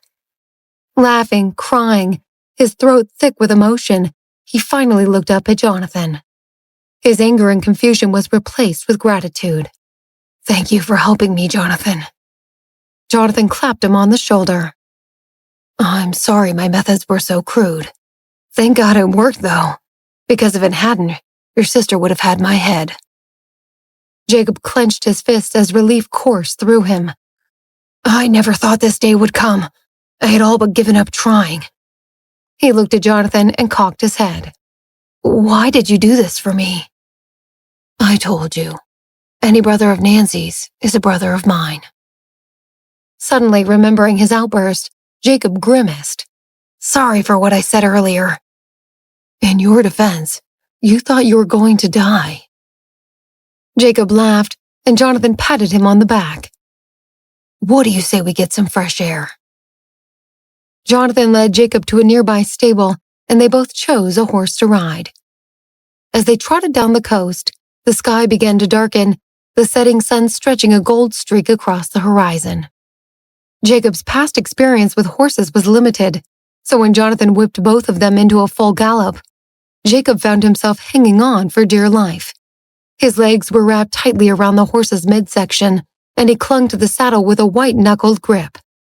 Eyeing Jonathan's fearless posture up ahead, Jacob's heart churned with a fierce determination. He wouldn't be underestimated anymore. By the time they reached the top of a rocky cliff jutting over the bay, the sky was dark, and Jacob's muscles ached from the exertion. Jonathan finally reined in the horses and turned to Jacob. Do you know why I brought you here? To throw me off the cliff? A sly grin spread across Jacob's face. Because you can yell anything you want up here. I know you've bottled up a lot over the past 3 years. This is your chance to let it all out. Thank you for everything. Jonathan waved him off.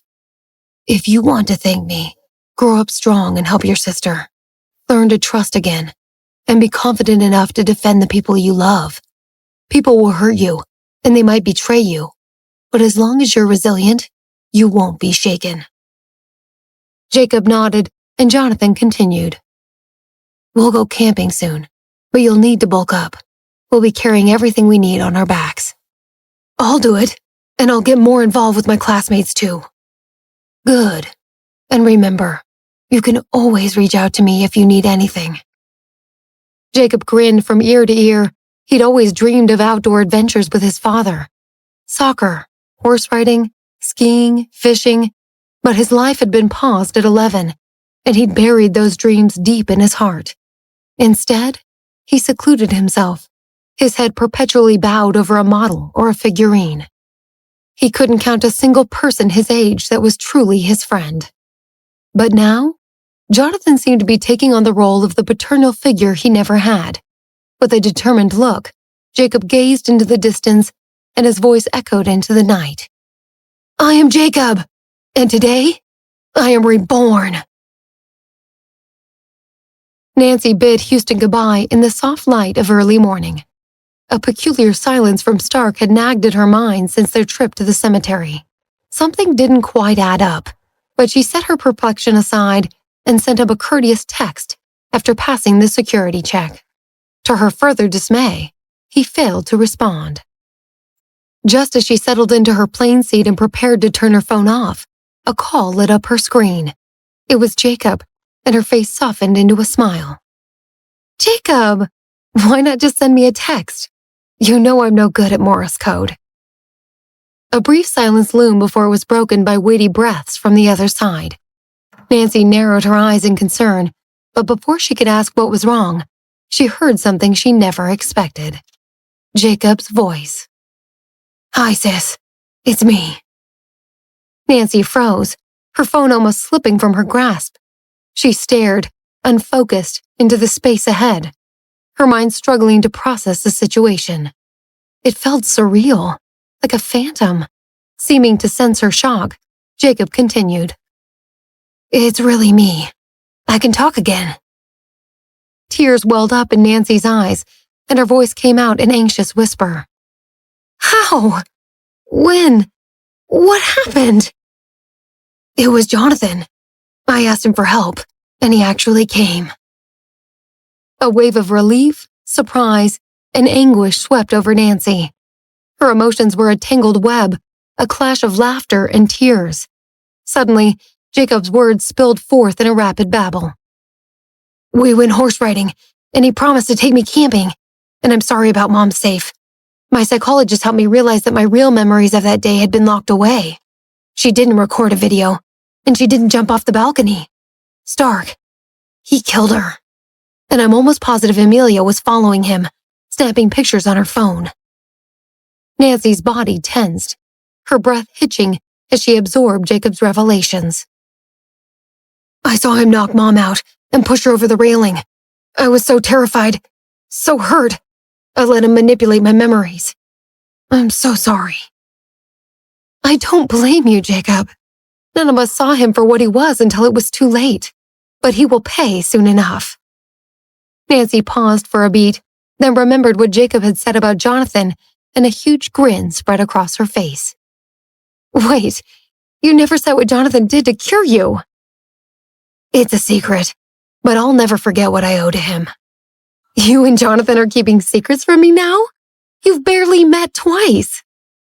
If we're all going to be a family, I'll guess you have to get used to Jonathan and I being friends. He even told me that I could be his best man when you get married. Nancy chuckled, a helpless smile on her face. Well, tell your new buddy he's coming home to a serious interrogation. I have to go, but I'm so proud of you, Jacob. I love you. I love you too, sis. Once the call ended, Nancy shot a playful text to Jonathan. Who is that man I just talked to, and what did you do with my baby brother? Jonathan's response came instantaneously. You mean our brother. A breath of laughter escaped Nancy as she shut off her phone. The plane started its lumbering glide down the runway, and she peered out at the disappearing tarmac, her eyes glimmering with unshed tears. After so much pain and so many tears, she and her brother finally had a family again, and this time, she wasn't going to let anything get in their way. The moment Nancy landed in New York, she was enveloped in a whirlwind of activity at the lab. The final prototype of her team's car had come together, and all that was left was to run it through the hundreds of safety tests required by the government before it could go to market. In an attempt to keep their work a secret until the last moment, Jonathan bought a large parcel of land north of the city and laid out miles of road for testing. Before she knew it, an entire month had slipped by, and the holidays were around the corner. On December 23rd, they were set to run the final pre-launch test of the car they'd since named the Apex. And despite the snowfall, an air of anticipation and exhilaration permeated the scene. If everything went according to plan, they would be unveiling their new vehicle to the world on New Year's Day. Jonathan, coming to observe the test, had his assistant bring along champagne and a large cake. As dusk set in, the tests commenced. The track was strewn with obstacles both mobile and stationary, and along with the bad weather was meant to mimic the worst possible driving conditions. The entire team watched with bated breath as Nancy started the car and it pounced off the starting line like a sleek creature of the night. It maneuvered every obstacle with grace and precision and came to a gentle halt in front of the jubilant team. Cheers rang out, the thrill of their achievement vibrating in the frosty air. In the spirit of their victory, an impromptu cake fight ensued, and even Jonathan and Professor Benedict got hit. But laughter soon transformed to fatigue, and after they broke the bottle of champagne on the wheel of the car, everyone retreated to their homes for some desperately needed rest.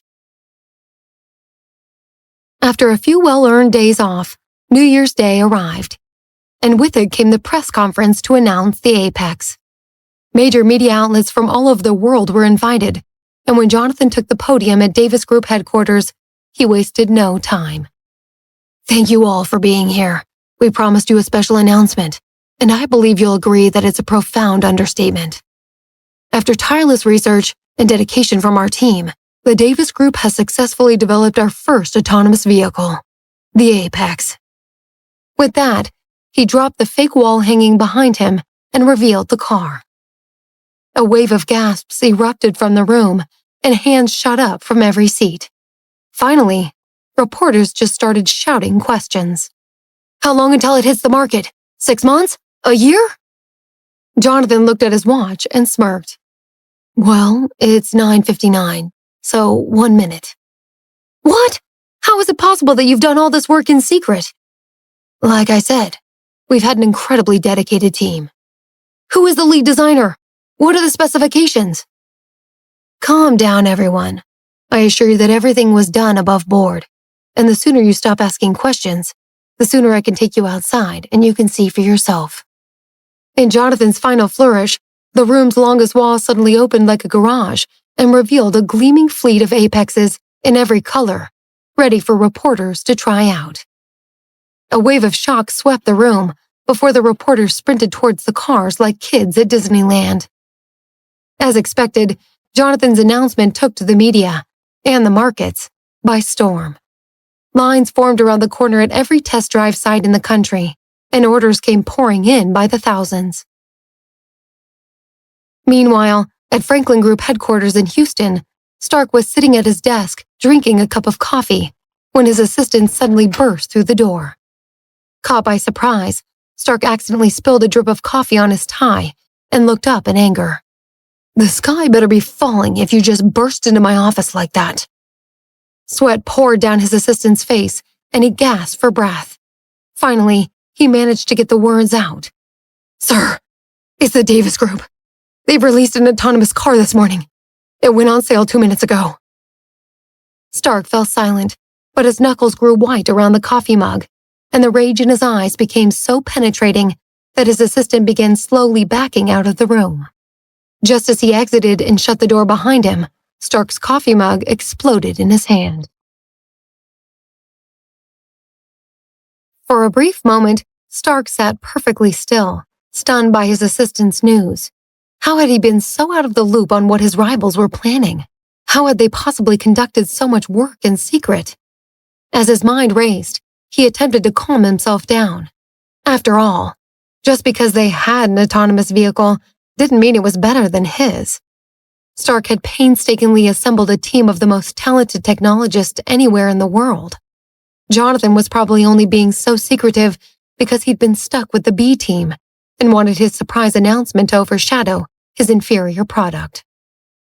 Stark punched the button for the intercom and shouted to his assistant, "Get back in here." He slowly re-entered the room, and Stark scrutinized him. "Tell me everything you know. Start with how we managed to be surprised by this." "From what I can tell, sir, no one knew. They had it completely locked down, even within the company. They must have reported directly to Jonathan. Here's the launch video." His assistant handed him a phone, but Stark swatted it away. "I don't need the launch video. I need numbers. Tell the Phoenix team to be ready to brief me in 30 minutes. And get me a clean suit."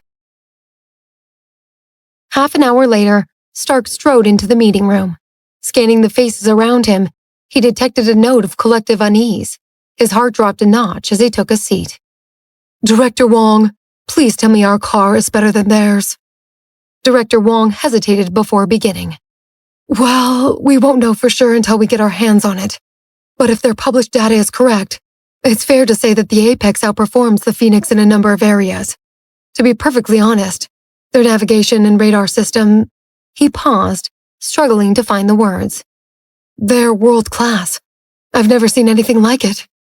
Stark's face remained stony, his silence prompting Director Wong to continue. "But keep in mind, this is their own data. I've already sent a team to acquire a unit and run our own tests." The room fell silent. No one was willing to say it, but the truth hung heavy in the air. If Davis Group dared to publicize such specs, they must be real. No test drive would change that. Stark's hand, resting on his knee, clenched so hard that his nails bit into his palm and drew blood. The past few months had been nothing short of a disaster. Jacob had vanished. The disastrous live press conference had led to a plummet in stock prices, and the board had turned on him. The Phoenix was his sole accomplishment that couldn't be questioned, and now Jonathan had a superior car. He felt a wave of nausea, but swallowed it back. In the eerie silence, a knock echoed through the conference door. Stark's assistant leaned in and whispered, "Stark, the stock price. It's dipping." Stark's face went white. If the board fired him, everything he'd done would be for naught. He'd get a severance package and be out on his ass with nothing to show for it. No shares, no job, nothing. His chest rose and fell with his heavy breaths as he struggled to maintain his composure. He shot an accusatory glance at Director Wong. "Go! Figure something out. You people are supposed to be the best. How did the Davis Group crack this technology and we didn't? Is the fortune I pour into you and your team just being burned in a trash can to keep all the nerds warm?" Director Wong nodded hastily and hurried out of the room. When everyone had left but Stark, He slammed his fist down on the glass conference table, and cracks radiated out like spiderwebs. Meanwhile, back in New York, the entire Davis Group was basking in triumph. The launch of the Apex sparked an unprecedented surge in their stock prices, and employees all throughout the company took to social media to brag about the victory, like they'd somehow been a part of it. Unbeknownst to everyone, Nancy's team was fast asleep. They'd worked overnight on New Year's Eve to prepare for the launch, and when the exhaustion finally caught up with them, it hit them like a truck. After wrapping up his last interview, Jonathan headed for the lab and once again found Nancy sprawled out on the couch, with others littered haphazardly across the floor. Chuckling softly, Jonathan draped a light blanket over her and sat down, watching her sleep peacefully. Hours soon passed, and as the setting sun began casting long shadows across the room, Nancy stirred awake, her voice thick with sleep. "Jonathan, why didn't you wake me?" "You looked exhausted. Do you want me to take you home?" Nancy shook her head, then leaned into him. "No more sleep. I'm hungry, though." "I brought your favorite sandwich. It was meant for lunch, but I guess it'll do for dinner." Jonathan laughed and handed the sandwich over. As Nancy dug in, her teammates began to wake up as well. Jonathan spoke softly. "I've invited Latham and the others over for an intimate celebration tonight. Do you want to invite Esther?" "You hear that, everybody? Dinner on Jonathan." Everyone cheered, and Nancy winked at Jonathan. He clearly hadn't intended to invite the whole team, and Nancy knew it. Nonetheless, he went along with it. "That's right. Get cleaned up and I'll book us a room at the Diamond Club. I'd say make sure you didn't drink and drive, but I guess that's not a problem anymore." The whole team cheered again. When they arrived at the Diamond Club, Latham stood up in shock. "Jonathan, this is quite an eclectic group of friends you've made." Jonathan nodded, a proud smile on his face. "This is Maria's team. It's their collective brilliance that made the Apex a reality." "Man, that's some serious talent." Latham then recognized Peter in the crowd and strode over, sliding an arm around his shoulder. "Peter, I haven't seen you in ages. I was starting to think you loved that car so much you were going to marry it." Amanda grinned deviously. "He might as well. It's certainly smarter than all the women he dates." Peter gasped in mock surprise. "How dare you say that about Becky? I once saw her read an entire menu without asking for help." Just then, Hannah and Esther walked in. Spotting Nancy, Esther ran over and wrapped her in a hug. "Congratulations, my little genius." Then she looked up at Jonathan with a playful glint in her eyes. "Your wife's quite the catch, huh?" Jonathan wrapped his arm around her, grinning from ear to ear. "And now that I've caught her, I'm never letting her go." Esther rolled her eyes, feigning hurt. "Oh, stop it. Save some love for all of us sad single people." Esther's gaze swept across the room, suddenly recognizing all the faces from Nancy's work with the Franklin Group years before. She snuck up behind Peter and hit the back of his knee with a playful kick. "Well, look who it is. Punk Rock Peter! I thought you'd stop dressing like that by the time you turned 30, but apparently not." When did tonight become a roast of Peter? He looked up from his drink to see who it was, and surprise flashed across his face. "Esther, where the hell have you been all these years?" She grabbed an empty glass and poured herself some red wine. "Oh, you know, running from men, chasing after men, the usual." She winked and then drained her glass. Across the room, Xavier had just entered and narrowed his eyes at her quip. Their gazes met for a brief moment, but she looked back to Peter as he responded with a smirk. "Ah, yes. I remember you once told me that you're never single for more than 2 weeks because you need someone to carry your bags, and boyfriends are cheaper than assistants." Esther laughed, and Benedict shook his head. "You know there was a time when she was just a diligent student? Haven't you ever thought about settling down?" Jeff chuckled. "There goes Professor Ben, playing the parent again." Esther glanced at her wine glass. "He's not entirely wrong. I've been thinking my life might benefit from a little more stability. Give me some time, though. I'm not quite ready to move back to Texas and marry the accountant that my parents picked out for me. Wait, did I hear that right? An accountant in Texas? Esther gave him a playful shove. Why not? I'm sure he's very nice and comfortable. Peter downed his wine and shook his head. Well, I guess you've had your fun. Time to head out to pasture, old girl. With that, Latham hopped onto a couch and held up his glass. Enough talk. Drink up, everybody. You deserve it.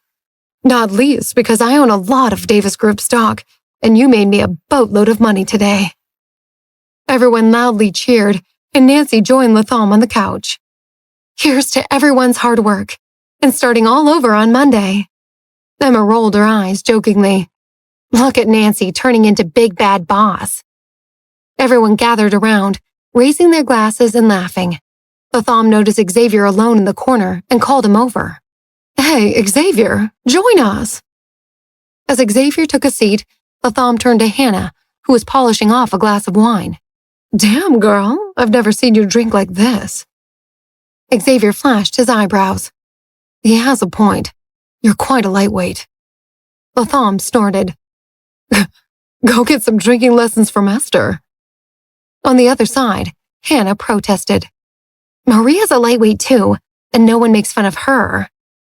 Jonathan chimed in. Yeah, because she's eating ice cream, not slamming back Merlot. Nancy laughed and took a bite of cream, but as it settled in her stomach, a wave of nausea suddenly crashed over her.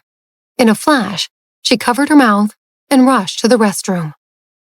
A concerned silence fell over the entire party until Latham suddenly laughed. Oh my God, is she pregnant? With that, everyone turned to Jonathan, their eyes wide in shock. When Nancy finally returned from the bathroom, she sat down next to Jonathan and realized everyone in the room was staring at her in anticipation. I know I'm hot, but why are you all looking at me? No one laughed, and Nancy suddenly started to look uneasy. Latham eventually spoke up.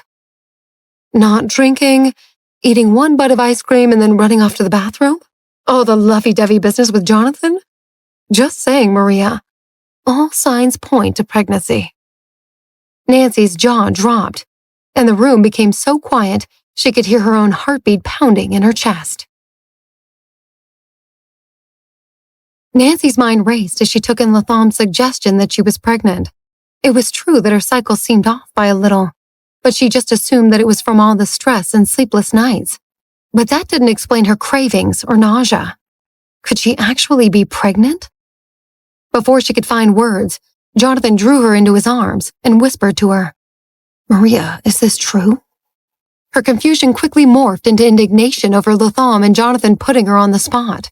She nudged Jonathan, her tone sharp. Why would you ask me that in front of everyone? Then she turned to Latham. And you? Are you already so wasted that you lost your manners? Or are you just an ass? Peter piped up.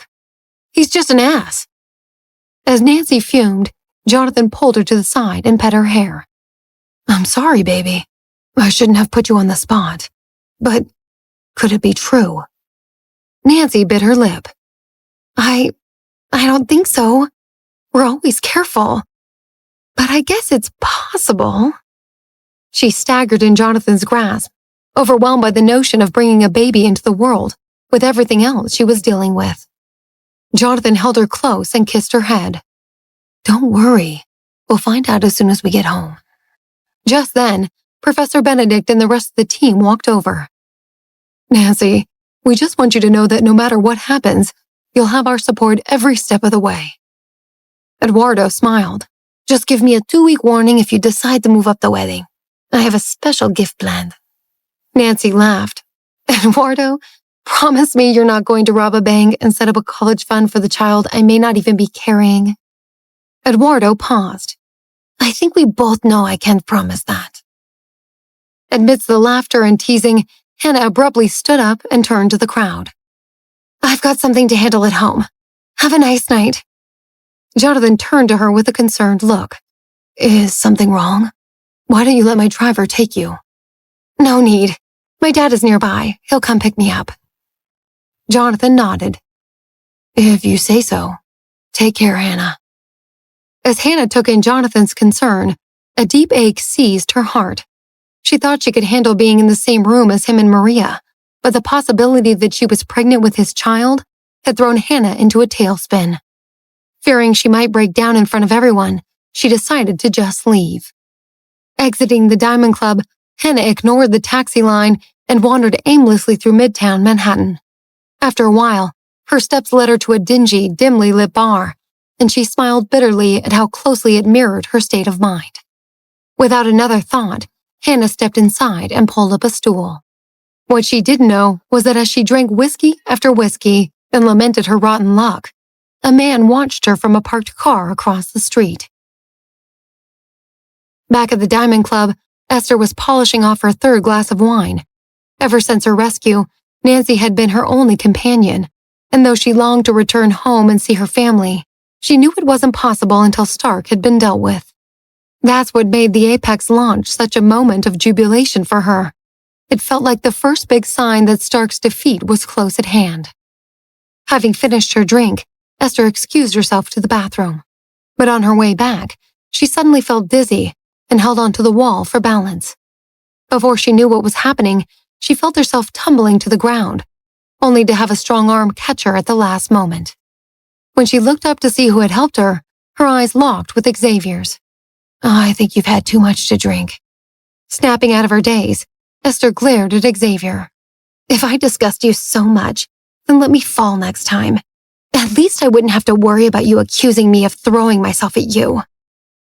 Her sharp tone caused Xavier to loosen his hold slightly, but his hand remained on her waist. "I didn't mean it that way." His voice was barely above a whisper. Esther rolled her eyes and turned to leave, but Xavier grabbed her wrist, holding her. "What happened to you? Why were you close to death? And what made you go blind?" Caught off guard, Esther looked back at him with an amused grin. "Why do you want to know about that? And why do you care?" He was silent for a moment, so Esther yanked her hand free and turned to leave. But again, he stopped her. "Just answer one question for me. Why did you pursue me?" Esther rubbed her head, and with a deep sigh, she finally let the truth spill out. "My best friend had just died. For a year and a half, I was drowning in grief. I wasn't leaving the house. I was barely eating. Life had lost all meaning for me. And then when I met you, you seemed so rigid, so uncompromising. I figured you'd be a challenge, a way to get me out of my funk." Before Esther's last word even escaped her lips, Xavier's rage bubbled over. His grip on her shoulder tightened, and his eyes locked onto hers with a ferocity that bordered on feral. His voice came out as a low growl. "You're telling me I was a diversion?" Esther nodded nonchalantly, oblivious to the storm brewing in front of her. "Your words. But let's be real. Unless you end up marrying the person, isn't that what all dating is?" His smile was tight, his tone icy. "So that's all I've ever been to you? A little game for your amusement?" Esther shrugged. "Did you lose anything? 'Cause I sure as hell didn't win anything." Xavier's eyes narrowed. "Only because I rejected you over and over again. If I hadn't, you would have clearly just had your fun with me, gotten bored, and then left me to clean up your mess." Esther laughed, her eyes sparkling with mischief as she tucked a loose strand of her hair behind her ear. "Men would pay money to clean up my mess, and they'd murder to kiss me. So you should count yourself lucky. Too bad you didn't make more of your opportunity." With a deep growl, Xavier swept her off her feet, kicked open the bathroom door, and then pressed her up against it to the other side. Before she could react, he planted a fierce kiss on her lips. Their bodies crashed together, and he locked her wrists above her head as the single kiss became an intense, passionate makeout. Esther relished how much her insults had gotten to him, and she laughed internally at the fact that as soon as she started being mean to him, he couldn't seem to stop coming back. The tables had turned, and she was loving every minute of it. She bit down on his lip until she tasted blood, but instead of retaliating, his kiss suddenly seemed to turn gentle, as if they were long-lost lovers reunited against the odds. Just as Esther started to consider whether Xavier might have genuine feelings for her, there was a loud knock on the door. "Is someone in there? I think the door is stuck." Xavier pulled away, and his eyes flashed with irritation. Wait a moment. They locked eyes, both panting for breath, their clothes disheveled by their furious passion. Esther pushed him off, feigning annoyance. Who's playing games now? And I better not hear about this later. This was all you, man. Esther grabbed the door handle to let herself out, and Xavier wrapped his hands around hers, whispering into her ear from behind. Did I improve this time? Esther glanced up. Not bad. Staggering back to her seat, Esther collapsed onto Nancy and hugged her around the neck. My darling Maria. Is it true you might be pregnant? Nancy blushed. If I were, you'd be the first to know. Esther nodded solemnly, but her speech was slightly slurred. Promise me. I want to be the maid of honor at your wedding and the godmother of your kids. Nancy laughed and pushed a glass of orange juice toward Esther. Drink this. It'll help you sober up. Halfway through the juice, a thought seemed to strike Esther. Maria, let's place a bet on who gets married first. You or me? I think that's a pretty bad bet for you. Suddenly, Latham swooped in. What's this I hear? The wild stallion is ready to be tamed? Esther stuck her tongue out at him. I'm serious. I'm thinking about going back to Texas and marrying the accountant. I'm clearly terrible at picking men for myself, so why not give my parents a shot? And he's so in love with me, he'd marry me tomorrow if I asked him to. As Esther bragged about the man waiting for her back home, what she didn't notice was that Xavier was watching from the corner, his eyes igniting with anger at the very thought of it. Meanwhile, Jonathan stepped into the hallway to make a phone call when he ran into someone unexpected. It was Kim's father, James. Mr. Reynolds, why didn't you tell me you were in town?